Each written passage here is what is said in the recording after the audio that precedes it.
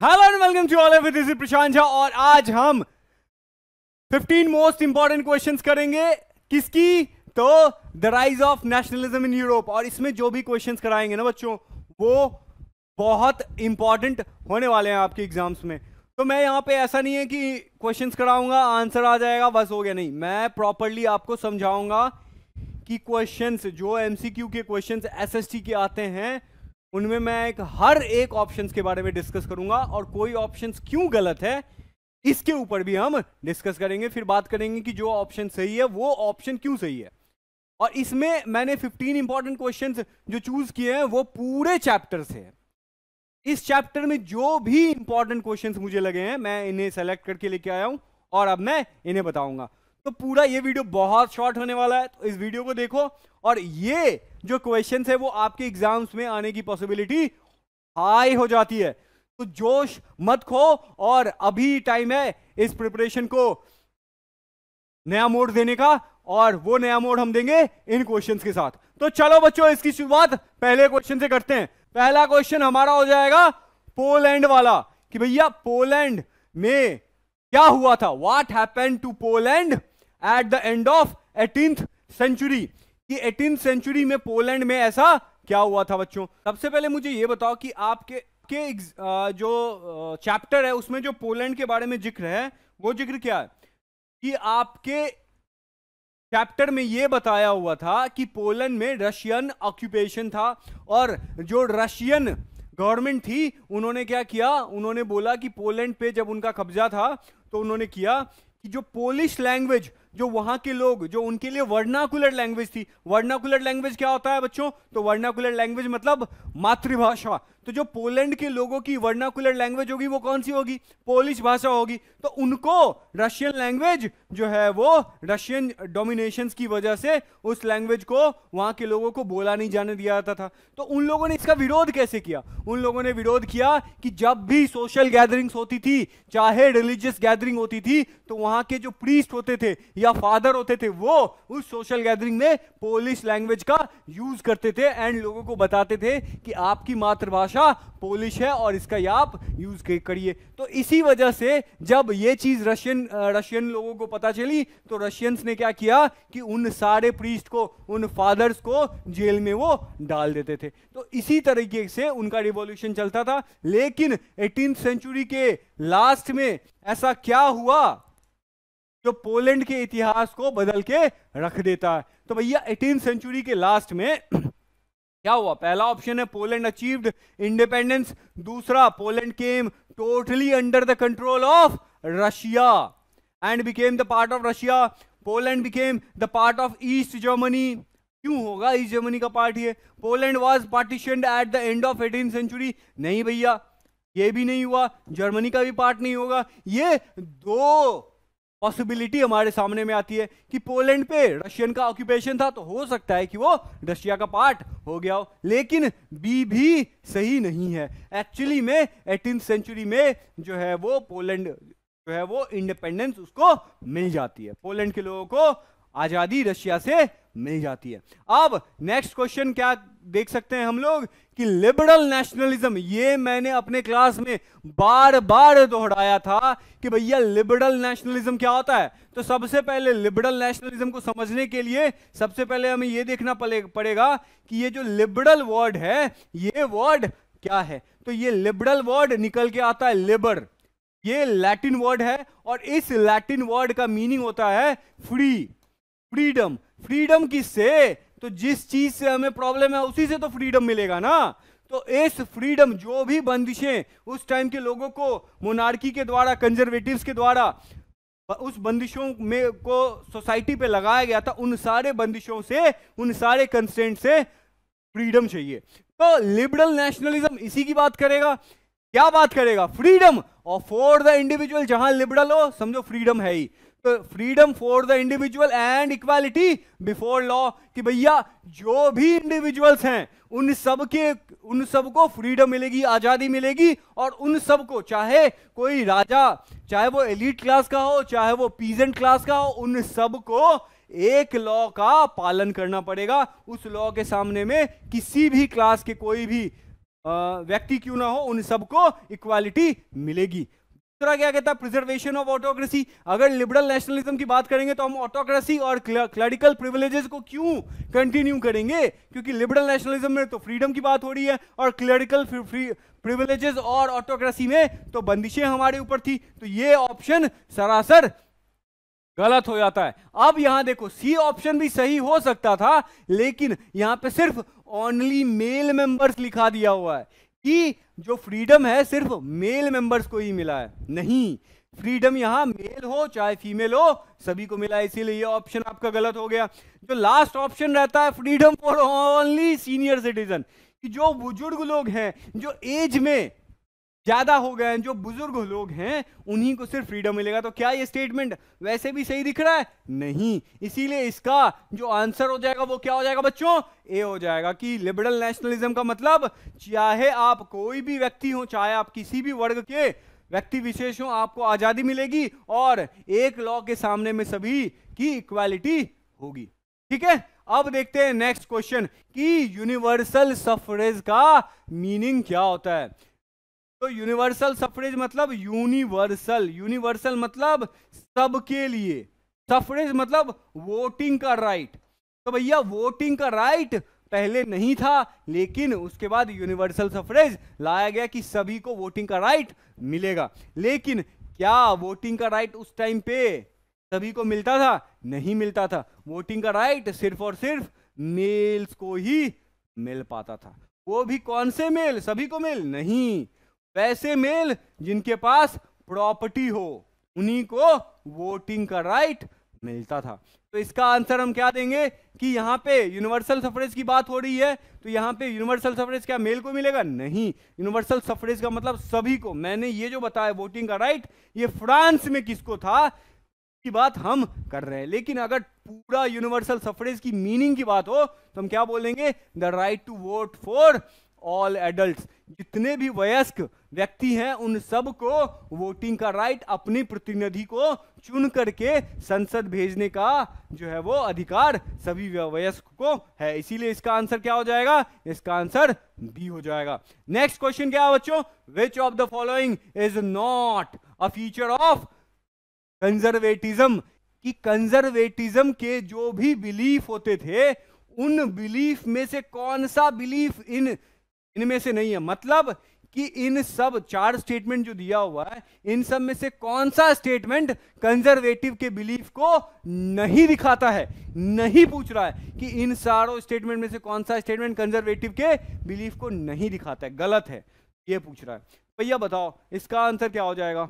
सबसे पहले तो मुझे ये बताओ कि कंजर्वेटिज्म जो है वो क्या है। तो कंजर्वेटिज्म का जो मीनिंग होता है वो ये होता है कि जो भी कंजर्वेटिव सोच के होते हैं, कंजर्वेटिव सोच मतलब कि पुराने विचारधाराओं के सोच के होते हैं, पुरानी मानसिकताओं के सोच के होते हैं। और ये सोच वाले लोग कौन से लोग थे यूरोप में? तो भैया फ्रेंच रिवॉल्यूशन से पहले जो यूरोप की सोसाइटी थी वो कैसी थी?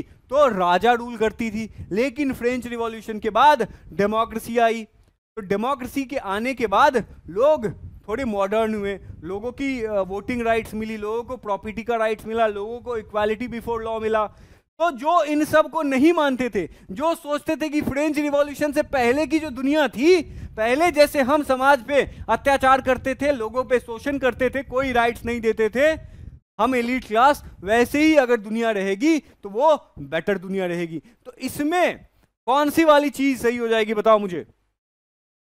कि conservatives believed in established traditional institutions of state and policy. कि कंजर्वेटिव जो होते थे वो जो ऑलरेडी एस्टैब्लिश्ड ट्रेडिशनल इंस्टीट्यूशंस थे उनके ऊपर में वो विश्वास करते थे। ठीक है, ये था, क्या था ये बताओ मुझे, क्या था ये मुझे बताओ? कि उनका देखो ट्रेडिशनल इंस्टीट्यूशंस के ऊपर में जो बिलीव रखते थे वो कंजर्वेटिव्स होते थे। तो ये स्टेटमेंट तो गलत हो जाएगा। क्यों? क्योंकि ये कंजर्वेटिव्स के यही बिलीफ थे, यही बिलीफ थे। इसीलिए यहां पे अगर बोला जाता कि फीचर बताओ कंजर्वेटिज्म का, तो ये ऑप्शन हम सही लगाते। लेकिन यहां पे बोल रहा है कौन सा फीचर नहीं है, तो ये फीचर नहीं है। कंजर्वेटिव्स के बिलीफ का। मतलब है, ये फीचर है, हमें पूछ रहा है कौन सा नहीं है, तो ये है होगा, इसीलिए गलत हो गया। दूसरा statement, conservative stressed the importance of tradition, कि वो अपने कल्चर, अपने संस्कृति के ऊपर में ज्यादा प्रेशराइज, मतलब एम्फेसिस देते थे। तो ये बिलीफ भी कंजर्वेटिज्म का है। तो हमें पूछ रहा है कौन सा नहीं होगा, तो इसीलिए ये स्टेटमेंट भी नहीं होगा। अब देखो बोल रहा है कि conservatives proposed to return the society of pre revolutionary days, कि कंजर्वेटिव सोचते थे कि हमें प्री रिवॉल्यूशनरी डेज में वापस जाना है। क्या वो ऐसा सोचते थे? नहीं। क्यों? क्योंकि वो सोचते थे कि प्री रिवॉल्यूशनरी डेज में वापस जाएंगे तो क्या हो जाएगा, फिर से हमें उखाड़ के फेंक दिया जाएगा। जैसे फ्रांस के राजा को उसके जनता ने उखाड़ के राजगद्दी से उठा के बाहर फेंक दिया, उसी तरह से हमें भी फेंक देंगे। इसीलिए जो इंस्टीट्यूशंस हैं, जो नेपोलियन के इंस्टीट्यूशंस हैं, उन्होंने जो आर्मी बनाई है उसका यूज हम लोग अपने फायदे के लिए करेंगे। तो हमें पुराने दिनों में नहीं जाना है, पर पुराने दिनों से बेटर दिनों में जाना है, अपने लिए, समाज के लिए नहीं, अपने फायदे के लिए। ठीक है, तो इसीलिए ये स्टेटमेंट इसके कंजर्वेटिव के बिलीव को नहीं दिखाता है, इसीलिए इसका आंसर सी हो जाएगा।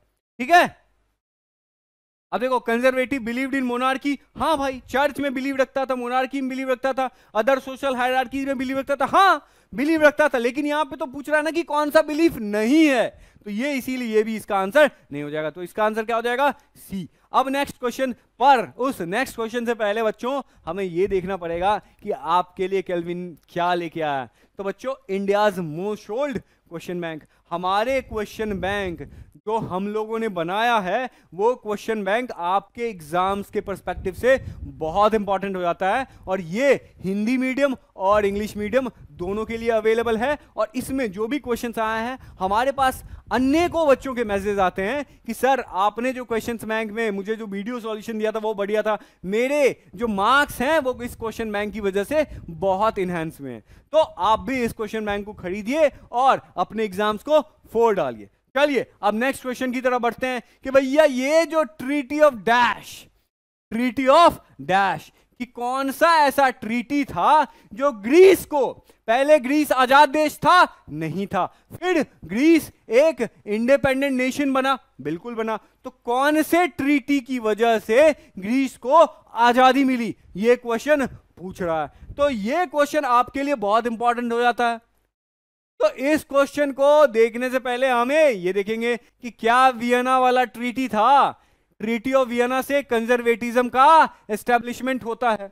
मतलब नेपोलियन था, फिर कंजर्वेटिव ने मिलकर नेपोलियन को हरा दिया, और जब नेपोलियन को हरा दिया तो उन्होंने एक ट्रीटी ऑफ वियना साइन की। कहां? वियना कांग्रेस में। ठीक है, तो क्या ट्रीटी ऑफ वियना से ग्रीस को आजादी मिली? नहीं।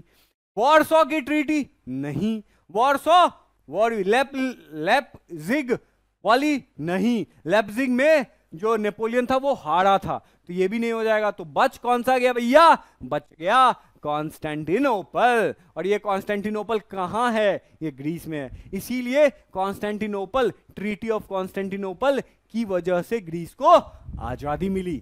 ठीक है, तो इसीलिए इसका आंसर डी हो जाएगा। नेक्स्ट क्वेश्चन क्या है बच्चों? नेक्स्ट क्वेश्चन ये है कि ये जो पिक्चर आपके नेशनलिज्म इन यूरोप, जब भी आप पढ़ोगे आपके चैप्टर में जो सबसे पहला पिक्चर आएगा वो यही पिक्चर आएगा। तो इस पिक्चर से हमें क्या सीख मिलती है? तो भैया इस पिक्चर को मैंने अपने क्लास में तो बहुत अच्छे से बताया। जैसे कि यहाँ पे ये गॉड्स हैं, एंजल्स हैं, ये स्टैचू ऑफ लिबर्टी हैं, जो एक तरफ अपने हाथों में टॉर्च ऑफ एनलाइटनमेंट लेके रखी हैं, दूसरी तरफ अपने हाथों में जो है मेंस के चार्टर राइट, सिविल राइट्स को होल्ड की हुई है। मतलब ये दिखाता है कि ये स्टैचू लिबर्टी का है। लिबर्टी से पहले जो भी लोग थे, नेशन स्टेट था नहीं, मोनार्की का राज था। इसीलिए यहां नीचे देखोगे तो मोनार्की के जो मलबा है वो पड़ा हुआ है, किंग का क्राउन पड़ा हुआ है, ग्लव्स पड़ा हुआ है। ये दिखाता है पिक्चर कि कैसे मोनार्की टूट चुकी है, कैसे मोनार्की का अस्तित्व खत्म हो गया है। और जो भी कंट्री है वो इसी लाइन में आगे बढ़ते बढ़ते इस स्टैचू ऑफ लिबर्टी को के पास आ रहे हैं। तो ये क्या दिखाता है कि जैसे जैसे रिवॉल्यूशन हो रही है वैसे वैसे जो हर देश है अलग अलग एथनिसिटी के लोग हैं, अलग अलग नेशन स्टेट के जो लोग हैं वो स्टैचू ऑफ लिबर्टी के पास आ रहे हैं। मतलब कि वो देश लिबर्टी को अटेन कर रही है, उस देश में लिबरल नेशनलिज्म वाला कॉन्सेप्ट आ चुका है। और ये जो फ्लैग है ये दिखा रहा है कि भैया फ्रांस का, कि सबसे पहले यहां फ्रांस पहुंचा है, मतलब फ्रांस को सबसे पहले लिबर्टी वाला कॉन्सेप्ट अपने देश में उन्होंने लागू कर लिया है। और जब ये चीज भगवान देखते हैं ऊपर से तो भगवान उनको आशीर्वाद देते हैं, उनको ब्लेस करते हैं कि यही तो अच्छा वर्ल्ड है जो हमने तुम्हारे लिए बनाया था और तुमने इस वर्ल्ड को कचरा कर दिया था, पर अब तुम समझ रहे हो, अब तुम सीख रहे हो, इसीलिए लो तुम्हें मैं जो है वो आशीर्वाद दे रहा हूं। तो ये जो सुंदर सा पेंटिंग है, इस पेंटिंग को the dream of world wide democratic और सोशल रिपब्लिक का ड्रीम बोला जाता है। क्यों? क्योंकि इसी में डेमोक्रेसी की बात की गई है, रिपब्लिक की बात की गई है। तो ये पेंटिंग किसने बनाया था? क्या जसेपे मजीनी ने बनाया था? नहीं भैया, जसेपे मजीनी तो इटली और यूरोप के लिए नेशन स्टेट की बात कर रहे थे। तो ये क्रांतिकारी थे, ये कोई पेंटर नहीं थे, इन्होंने नेशन स्टेट की बात की थी। और इटली के आजादी के लिए भी उन्होंने बहुत संघर्ष किया। इन्होंने 2 ग्रुप भी बनाए थे, यंग इटली और यंग यूरोप। यंग इटली के लिए था और यंग यूरोप पूरे यूरोप के लिए था। ठीक है, तो ये नहीं होंगे। उसके बाद हेनरी पटुलो, नहीं भैया ये भी नहीं है। ड्यूक मेटरनिश, नहीं। ड्यूक मेटरनिश ने एक कोटेशन दिया था। क्या कोटेशन दिया था मेरे भाई? इन्होंने दिया था if France sneezes rest of the Europe catches cold. तो ये जो स्टेटमेंट था वो मेटरनिश के द्वारा ही दिया गया था। ठीक है, कि अगर फ्रांस सीखता है, कि अगर फ्रांस में रिवॉल्यूशन स्टार्ट होता है तो पूरे यूरोप में वो रिवॉल्यूशन फैल जाता है। वही है कि अगर फ्रांस सीखता है तो पूरे यूरोप को सर्दी लग जाती है। तो ये भी इसके आंसर नहीं होंगे। तो इसका आंसर क्या हो जाएगा कि हमारे स्विस नेशनैलिटी के जो पेंटर थे फ्रेडरिक सोरियो, इनकी ये पेंटिंग है। और जब रिवॉल्यूशन नहीं हुआ था, फ्रेंच रिवॉल्यूशन नहीं हुआ था, फ्रांस को लिबर्टी नहीं मिली थी, उससे पहले ही ये इस वर्ल्ड की कल्पना, वो वर्ल्ड होने से पहले ही उसकी कल्पना ये अपने पेंटिंग में कर लेते हैं। ठीक है, तो इसका आंसर बी हो जाएगा। नेक्स्ट क्वेश्चन क्या है? नेक्स्ट क्वेश्चन भैया आपको मैच करना है। क्या मैच करना है? कि ग्रीक स्ट्रगल कब शुरू हुआ, fall of Napoleon, Vienna peace settlement कब हुआ, यूनिफिकेशन ऑफ इटली कब होता है, जर्मनी का यूनिफिकेशन कब होता है, और स्लाव का नेशनलिज्म कब होता है। तो अगर आपको ई नहीं भी पता है तो बाकी के अगर आप 4 कर लेते हैं जो कि इजी हैं तो ई का भी आंसर आपको मिल जाएगा। तो कैसे करेंगे इसको? हम करेंगे इसे, देखो सबसे पहले हुआ क्या था ये मुझे बताओ। सबसे पहले हम बात करते हैं फॉल ऑफ नेपोलियन की, कि नेपोलियन का फॉल कैसे हुआ। तो नेपोलियन का फॉल ट्रीटी ऑफ वियना में हुआ था ना, कंजर्वेटिव्स ने मिलकर इनको हराया था ना। तो ट्रीटी ऑफ वियना कब हुआ था? 1815। 1815 देखो कहां है, यहां पे दिख रहा है 1815, इसीलिए इसका आंसर बी हो जाएगा। क्लियर है? सॉरी, इसका आंसर नहीं, इसका आंसर बी हो जाएगा। ठीक है, अब देखो यूनिफिकेशन ऑफ इटली और जर्मनी। तो सबसे पहले यूनिफिकेशन इटली का होता है कि जर्मनी का होता है? तो भैया यूनिफिकेशन ऑफ इटली सबसे पहले शुरू होता है, उसके बाद जर्मनी का शुरू होता है। लेकिन जर्मनी को पहले यूनिफाई कर लिया था और इटली को बाद में यूनिफाई। मतलब इटली का यूनिफिकेशन जर्मनी की यूनिफिकेशन से पहले शुरू हो जाता है। लेकिन कंप्लीट सबसे पहले यूनिफिकेशन किसका होता है? जर्मनी का सबसे पहले कंप्लीट हो जाता है, उसके बाद इटली का कंप्लीट हो जाता है। तो इटली का यूनिफिकेशन कब हो जाएगा मेरे भाई? बताओ, यूनिफिकेशन ऑफ इटली कब हो जाएगा? तो 1861 के टाइम पे। 1861 कौन से वाले ब्रैकेट में हो जाएगा, कौन से वाले रेंज में हो जाएगा? 4th वाले में, 1859 से 1870 वाले रेंज में हो जाएगा, इसीलिए इसका आंसर 4th होगा। अब यूनिफिकेशन ऑफ जर्मनी क्या होता है? मैंने बताया इटली का पहले होता है, जर्मनी का बाद, तो जर्मनी का 1 हो जाएगा। ठीक है, और अब बच गया ग्रीक स्ट्रगल। तो भैया ग्रीक स्ट्रगल जो मैंने बात की ग्रीक स्ट्रगल में, अभी इससे पहले ट्रीटी ऑफ कॉन्स्टेंटिनोपल बता रहा था कि नहीं बता रहा था? ट्रीटी ऑफ कॉन्स्टेंटिनोपल के बारे में यहां पे हम लोग बात कर रहे थे ना। कॉन्स्टेंटिनोपल देखो 1832 में आजादी जाके मिली, मतलब उनको, एक सेकेंड, अगर ग्रीस को 1832 में आजादी मिलती है तो जो ग्रीक का स्ट्रगल है, आजादी के लिए जो लड़ाई है, वो तो 1832 से पहले ही होगी ना। कब हो जाएगी? 1905 में होगी? नहीं। 1866 में होगी? नहीं। 1866 से पहले ही तो उन्हें आजादी मिल गई थी, तो उसकी शुरुआत तो पहले ही होगी 1832 से पहले। तो 1832 से पहले कौन आता है? ये आता है, इसीलिए इसका आंसर 3 होगा। बस अब मिला लो, ए का 3 यहां है और कहीं नहीं है, तो भैया इसका आंसर ए हो जाएगा। देख लो, ए का 3, बी का 5, बी का 5, सी का 4, सी का 4, डी का 1, डी का 1, ई का 2, ई का पता नहीं था, ई का 2 लगा दिया। सिंपल सिंपल है मेरे भाई। ये वाला जो है ना, ये वर्ल्ड वॉर की बात कर रहे हैं ये, इसीलिए इसका आंसर 1905 हो जाएगा। क्लियर है? अब नेक्स्ट क्वेश्चन की तरफ हम बढ़ेंगे, और वो नेक्स्ट क्वेश्चन जो होगा बच्चों, वो पिक्चर से रिलेटेड होगा कि ये जो पिक्चर आपको दिखाया जा रहा है, कौन बनेगा करोड़पति में, ये जो पिक्चर दिखाया जा रहा है वो पिक्चर किसका है? गौर से देखिए। तो भैया ये जो पिक्चर है, हमें दिख रहा है कि एक एलिगरी बना हुआ है कि नहीं बना हुआ है? यहां पे कुछ लोग, ये पार्लियामेंट की तरह दिख रहा है, चर्च की तरह दिख रहा है, और यहाँ पे लोग जो इकट्ठा हैं। फिर दिख रहा है कि यहाँ पे भी कुछ लोग इकट्ठा हैं। तो ये कब इकट्ठा हुए थे? और ये एलिगरी किसका है? ये एलिगरी है जर्मेनिया का, ये एलिगरी है जर्मेनिया का।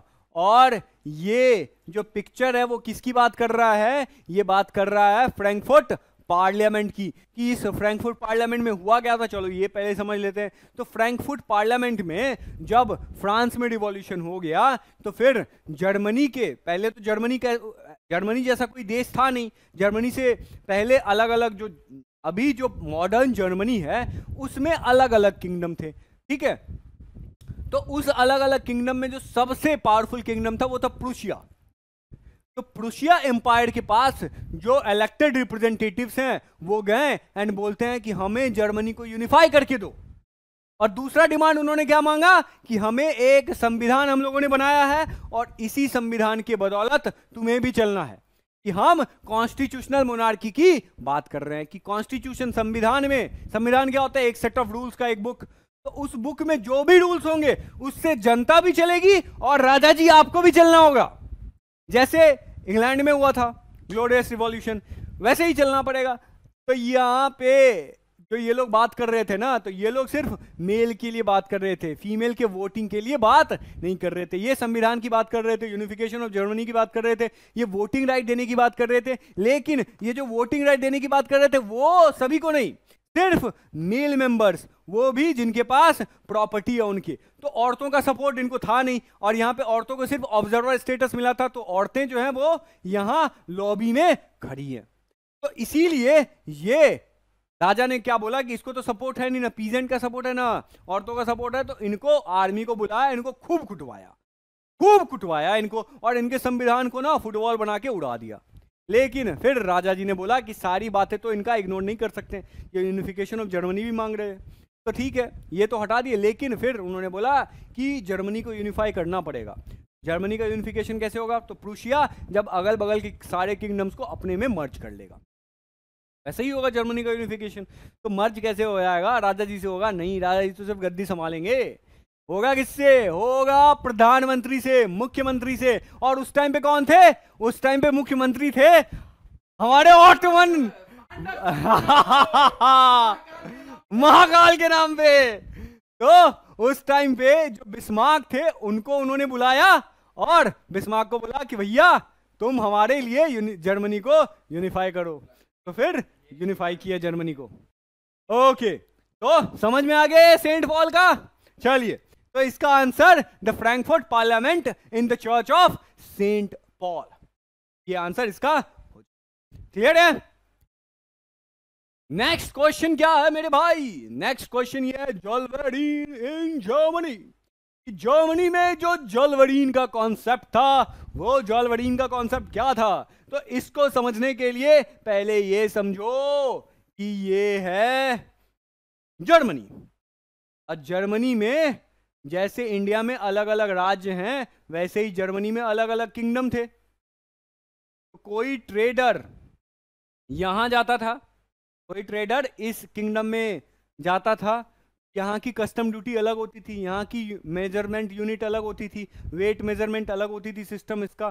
फिर यहाँ पे जाते थे, यहाँ पे कुछ अलग हो रहा है भाई, यहाँ पे जा रहे हैं, यहाँ पे कुछ अलग हो रहा है, यहाँ पे जा रहे हैं, यहाँ पे कुछ अलग हो रहा है, करेंसी यहाँ का अलग है, कस्टम टैक्स अलग है, सब कुछ अलग है। तो सोचो कि कोई अगर ट्रेडर यहाँ से यहाँ, यहाँ से यहाँ, यहाँ से यहाँ, यहाँ से यहाँ पूरे जगह घूम रहा है, तो उसको कितना ज्यादा दिक्कत होगा, उसको ट्रेड करने में कितना ज्यादा दिक्कत होगा। इसीलिए वहां के लोगों ने एक फैसला किया कि भैया हम क्या करेंगे, हम जो भी लोग, जो भी अलग अलग किंगडम में अलग अलग जो कस्टम यूनियन चाहे करेंसी अलग अलग है, उन सबको हम यूनिफॉर्म कर देंगे।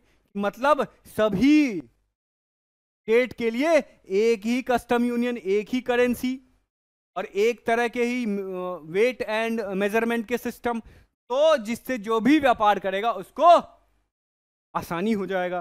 तो इसीलिए जॉलवरीन क्या था, क्या ये जर्मन रीजन को डिवाइड करने वाला था? नहीं। क्या ये जर्मनी को इकोनॉमिकली इनटू अ नेशन करने वाला था कि सारे जर्मनी के जो अलग अलग स्टेट थे उनको इकोनॉमिकली एक नेशन बना देना है कि सब में एक ही तरह का रूल रेगुलेशन होगा? या वो कैलकुलेशन को और टाइम कंज्यूमिंग बनाना चाहते थे? नहीं, ये तो नहीं हो जाएगा। या वो ट्रेड में कंफ्यूजन क्रिएट करना चाहते थे? बताओ कि ट्रेड में तो ये दो ऑप्शंस जो दिखे, तो ये तो पढ़ के ही किसी को जॉलवरीन के बारे में नहीं पता होगा, फिर भी ये वेग स्टेटमेंट क्यों देगा, ये फालतू स्टेटमेंट क्यों देगा? तो ये दोनों तो वैसे ही काट देंगे। और डिवाइड क्यों करेंगे जर्मनी को? यूनिफाई करेंगे तो वो बात हो सकता है, लेकिन डिवाइड क्यों करेंगे तो ये भी कट जाएगा। तो मतलब ये जॉलवरीन जो था एक तरह का कस्टम यूनियन था। तो कस्टम यूनियन इकोनॉमी से रिलेटेड होता है, इसीलिए इसका नाम, इसका आंसर बी हो। क्लियर है बच्चों? समझ में आ रही है बात? हाँ, अब देखो, अब बात करते हैं कि फ्रेंच रिवॉल्यूशन में, फ्रेंच रिवॉल्यूशन से रिलेटेड ये जो 4 स्टेटमेंट दिए हैं, ये 4 स्टेटमेंट में से कौन सा स्टेटमेंट सही है? तो फ्रेंच रिवॉल्यूशन में क्या हुआ था मेरे प्यारे बच्चों? फ्रेंच रिवॉल्यूशन में हुआ था क्या कि जो उस टाइम की जो राजा थी ना, राजा था, मोनार्की था उस टाइम पे, उस मोनार्की से, उस राजा जी से जो फ्रांस के लोग हैं वो परेशान हो गए थे, क्योंकि राजा जिस तरह से देश को चलाता था उस तरह से देश नहीं चल सकता था अच्छे से। इसीलिए उन लोगों ने मिलकर राजा को उठा करके बाहर फेंक दिया और वहां पे डेमोक्रेसी की स्थापना की, वहां पे इक्वल राइट्स की बात की। फिर नेपोलियन आया, नेपोलियन ने सिविल कोड लेके आया, उसमें लोगों को बहुत सारे राइट्स दिए, प्रॉपर्टी का राइट्स दिया, वोटिंग का राइट्स दिया कि अब आप अपनी प्रतिनिधि, अपने रिप्रेजेंटेटिव्स को अपने जगह से चुन करके भेज सकते हैं, आपके लिए वो फैसला करेंगे, वो पॉलिसी आपके लिए बनाएंगे। तो फ्रेंच रिवॉल्यूशन से रिलेटेड इसमें से कौन सा सही है? पहला statement, after the end of French revolution, French revolution खत्म होने के साथ साथ ये प्रोक्लेम किया गया कि इट वाज पीपल, कि वहां की जनता होगी जो नेशन को कॉन्स्टिट्यूट करेगी और उसके डेस्टिनी को देखेगी। कोई राजा नहीं देखेगा उसके देश के भविष्य को। उसके उस देश के भविष्य को कौन संभालेगा? वो वहां की जनता होगी जो उसके देश के भविष्य को संभालेगी। तो क्या ये स्टेटमेंट सही है? बिल्कुल सही है, और इसी वजह से तो फ्रेंच रिवॉल्यूशन हुआ भी था। दूसरा statement, France will have a constitutional monarchy, कि इंग्लैंड की तरह यहां भी जो राजा थी उसके सामने में कॉन्स्टिट्यूशन रख दी गई थी कि सर आपको इसी कॉन्स्टिट्यूशन के हिसाब से चलना है। क्या ऐसा था? नहीं भैया, ये सिर्फ इंग्लैंड में ही था, इंग्लैंड में ही था, ये यहां नहीं था। यहां पे राजा के पास वो भीख मांगने नहीं गए, जैसे फ्रैंकफर्ट पार्लियामेंट में जर्मनी के, प्रुशिया के राजा के पास गए थे ना भीख मांगने की कॉन्स्टिट्यूशनल मोनार्की ले लो, इसी कॉन्स्टिट्यूशन के हिसाब से आप चलो। नहीं, फ्रांस के लोग गजब थे, वो बोले कि हम तुमको नहीं देंगे कि तुम राजा रहो और तुम इस कानून के हिसाब से चलो, नहीं, सीधा उनको उठाया और उठा करके महल के बाहर फेंक दिया। ठीक है, इस तरह से हुआ। तो ये स्टेटमेंट गलत हो जाएगा। जब 2 गलत हो जाएगा तो जिसमें 2 है उसको काट दो, ये काट दो, इसमें भी 2 है इसको भी काट दो। बचा कौन सा? इसमें 1 है, इसमें 1 नहीं है, इसीलिए ये भी कट गया। बचा कौन सा? 1 और 3 देख लेते हैं। सेंट्रलाइज एडमिनिस्ट्रेशन, एक सेंट्रलाइज एडमिनिस्ट्रेशन की बात की गई थी जिसमें जो यूनिफॉर्म लॉज बनाएगा। ऐसा नहीं कि तुम पैसे वाले हो तो तुम्हारे लिए लॉज अलग होंगे और जो पैसे वाले नहीं है उसके लिए लॉ अलग होगा। नहीं, आप कोई भी हो, आपके पास पैसा हो ना हो, आप राजा हो, मंत्री हो, सिपाही हो, चाहे आप किसान ही क्यों ना हो, आप सभी के लिए लॉज जो होंगे वो इक्वल होंगे, सेम होगा। इसीलिए इसका आंसर 1 और 3। क्लियर है बच्चों? अब बात कर लेते हैं कि ये जो फ्रेडरिक सोडियो ने जो वो बड़ी सी पेंटिंग बनाई थी, उस फ्रेडरिक सोडियो की जो नेशनैलिटी है वो क्या है? क्या स्विस के थे, क्या जर्मन के थे, क्या फ्रेंच के थे, क्या अमेरिकन के थे? तो यहां पे बच्चे जनरली क्या गलती करते हैं कि वो फ्रेंच मार देते हैं, पर इसका आंसर फ्रेंच नहीं, इसका आंसर स्विस। क्लियर है? अब देखो मेरे भाई, अब बात करते हैं नेशनलिज्म की। Nationalism nationalism nationalism in Europe, nationalism in India. लेकिन ये नेशनलिज्म है क्या मेरे भाई? ये नेशनलिज्म है क्या? तो पहला स्टेटमेंट पढ़ो। स्ट्रॉन्ग डिवोशन, अपने देश, अपनी खुद के देश के लिए बहुत ज्यादा प्यार, डिवोशन, अपने हिस्ट्री के लिए बहुत ज्यादा प्यार, अपने कल्चर, अपनी संस्कृति के लिए बहुत ज्यादा लगाव, ऐसा है? ठीक है, देखते हैं। उसके बाद strong devotion for one's own country, अपने देश के लिए तो है ही, without appreciation for other nation. हम अपनी कंट्री की बात करें ना, हम अपनी देश की बात करें ना, हम दूसरे देश की क्यों बात करेंगे? इसीलिए ये स्टेटमेंट नहीं होगा। Strong love for one's country, अपने देश के लिए तो प्रेम है लेकिन दूसरे के लिए नफरत है। क्या अगर किसी नेशनलिज्म की बात होगी तो ये पॉजिटिव मीनिंग ही तो होगी, नेगेटिव मीनिंग होगी क्या? नहीं होगी। इसीलिए हेट्रेड वाला पार्ट नेगेटिव होता है, इसीलिए स्टेटमेंट गलत हो गया। उसके बाद equally strong devotion for all the countries, अगर सारे कंट्री के लिए ही अगर आपको इक्वल डिवोशन है कि कोई कंट्री बड़ा कोई कंट्री छोटा नहीं होता, ये नेशनलिज्म से ऊपर की बात आ गई। ये आप अब कॉस्मोपॉलिटिशियन के बारे में चले गए, कॉस्मोपॉलिटिशियन, ठीक है, इस तरह से। तो इसका आंसर क्या हो जाएगा बच्चों? इसका आंसर हो जाएगा ए, कि सिर्फ हमारे देश के लिए हमें डिवोशन है, हमारे इतिहास, हमारा जो देश का इतिहास है उस पर हमें गर्व है, हमारी जो संस्कृति है उससे हमें लगाव है, इसीलिए इसका आंसर ए हो जाएगा। आई होप आप लोगों को ये चीजें क्लियर हो रही हो। अब बात करते हैं कि कौन सा ऐसा रिवॉल्यूशन था जिस रिवॉल्यूशन में लिबर्टी का कॉन्सेप्ट, इक्वालिटी का कॉन्सेप्ट और फ्रैटर्निटी का कॉन्सेप्ट। लिबर्टी मतलब फ्रीडम मेरे प्यारे बच्चों, फ्रीडम किससे? बंदिशों से। इक्वालिटी मतलब जो पैसे वाला है वो गरीबों को कुचलता नहीं, चाहे आप अमीर हो चाहे आप गरीब हो, आप सब इक्वल हैं, आप सब में कोई भेदभाव नहीं होगा। फ्रैटर्निटी मतलब आप चाहे कोई भी हैं लेकिन आप सब, आप चाहे कोई भी लैंग्वेज बोलते हो लेकिन आप अगर एक देश में हैं तो आपके अंदर भाईचारा वाला भावना होना चाहिए कि कोई भी इस देश में, वो जो मैंने बताया था ना ये फैक्ट्री वाला जो ले सित्योन और ये वाला जो तो कॉन्सेप्ट था वो यही है कि हम सब एक देश के हैं और हमारे देश में सभी इक्वल हैं और हम सब एक ही फादर के संतान है, एक ही हमारा फादरलैंड, ठीक है। तो इसीलिए ये सारा कॉन्सेप्ट किसमें आया था? में आया था, ये तो बता दोगे, ये आया था सबसे पहले फ्रेंच रिवॉल्यूशन। क्लियर है बात? अब बात करते हैं हम इस क्वेश्चन की। इस क्वेश्चन में क्या दिया हुआ है? इस क्वेश्चन में आपको दिए जाएंगे असर्शन और रीजन। इसमें आपको असर्शन दिया जाएगा, एक स्टेटमेंट दिया जाएगा, वो स्टेटमेंट सही है या नहीं है पहले आपको ये देखना है। दूसरा जो रीजन दिया जाएगा, रीजन में जो भी स्टेटमेंट होगा ना वो आप ये देखो कि वो रीजन जो दिया हुआ है क्या इस स्टेटमेंट को वो लॉजिकली प्रूव करता है। नीचे जो रीजन दिया हुआ है इसमें जो भी लिखा हुआ है क्या ऊपर वाले को ये प्रूव कर पा रहा है या नहीं, ठीक है। तो ये देखते हैं कि जसबे मजीनी वर्कड विद द कंजर्वेटिव्स, जसबे मजीनी जो थे वो कंजर्वेटिव्स के साथ काम किए थे और मोनार्की के लिए वो खड़े रहते थे, वो मोनार्की का सपोर्ट करते थे। क्या ये सही है? नहीं भाई, जैसेपे मजीनी तो मोनार्की के अपोजिट थे, वो तो कंजर्वेटिव्स को गरियाते थे, तो इसीलिए स्टेटमेंट गलत हो जाएगा। दूसरा देख लो, अगर ये स्टेटमेंट गलत है तो फिर ये तो लॉजिक होगा नहीं। और Italy had to continue to be a patchwork of small states and kingdom, कि इटली जो है वो कंटिन्यू रहेगा पैचवर्क किसका? वो रहेगा, इटली जो है वो हमेशा के लिए पैचवर्क ही बना रहेगा। तो क्या इटली कभी आजाद नहीं होगा? इटली कभी एक नेशन स्टेट नहीं बनेगा, ऐसा है क्या? नहीं। तो ना ये स्टेटमेंट सही है ना ये स्टेटमेंट, क्योंकि इटली बाद में नेशन स्टेट बनता भी है। जैसे मजीन इसके लिए बहुत कोशिश करते हैं लेकिन ये बना नहीं पाते हैं, बाद में कैवॉर आते हैं और वो बनाते हैं। ठीक है, तो इसीलिए इसका आंसर क्या हो जाएगा? Both assertion and reason are false, इसीलिए इसका आंसर डी हो जाएगा। ठीक है, अब बात करते हैं कि 1848 में जो 831 इलेक्टेड रिप्रेजेंटेटिव्स थे वो रिवोल्ट किए थे क्या फ्रैंकफर्ट पार्लियामेंट में? तो भैया रिवोल्ट नहीं किए थे, वो राजा जी के पास गए थे उनसे बात करने के लिए, रिवोल्ट नहीं किए थे, इसलिए ये स्टेटमेंट गलत हो जाएगा। The elected representative revolt against the issue of extending political rights to women, कि वो औरतों को भी हक मिले, औरतों को भी राइट्स मिले, इनकी बात कर रहे थे? नहीं, कंजर्वेटिव्स यही तो नहीं कर रहे थे, औरतों के लिए ही तो बात नहीं कर रहे थे, इसीलिए तो उनको औरतें भी सपोर्ट नहीं कर रही थी ना, इसीलिए स्टेटमेंट भी गलत हो जाएगा। इसका आंसर डी हो जाएगा।